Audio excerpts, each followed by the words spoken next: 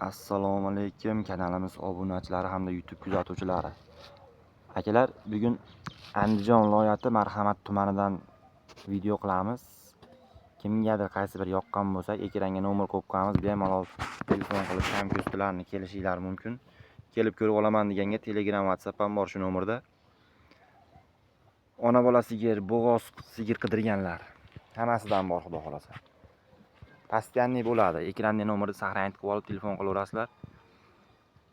Bir qator narx-navolar bilan tanishtirib o'taman men. Sizlar ungacha obuna bo'lmagan bo'lsanglar, obuna bo'lib, like bosib, ozgina qo'llab-quvvatlab turinglar. Videoni kengroq tarqalishi uchun like bosib qo'yinglar akalar. Novvoscha bolaligidan, birinchi bolasi novvos xudo xolasa. 23 million so'mga kamini ham dastavkasini ham qilib beraman vodiy bo'ylab. Birinchi bolasi novvos. Molni bo'yi 1.15 akalar. Endi bu yerda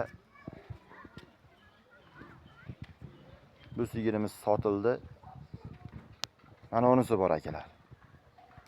Novvosga qo'yilgan hozircha gumon. Yalanib turibdi, qochib qolganlik ehtimoli kattaroq. Bo'ylari 1.20 akalar, 8 kurak.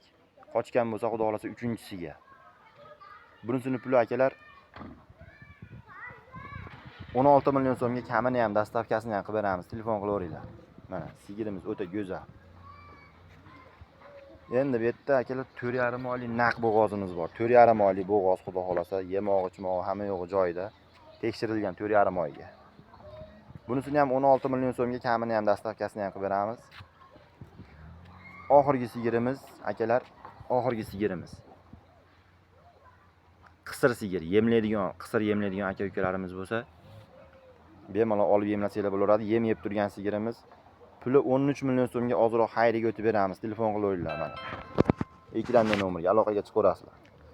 Bo'ylari 1.18, bunisini bo'yi 1.20, 20 plyusida, 20 ga olaverasizlar. Bunisini ham 1.20 ga olaverasizlar.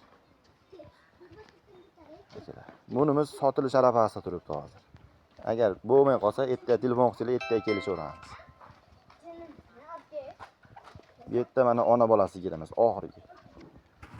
Akalar 23 million so'mga kamini ham dastavkasini ham qilamiz.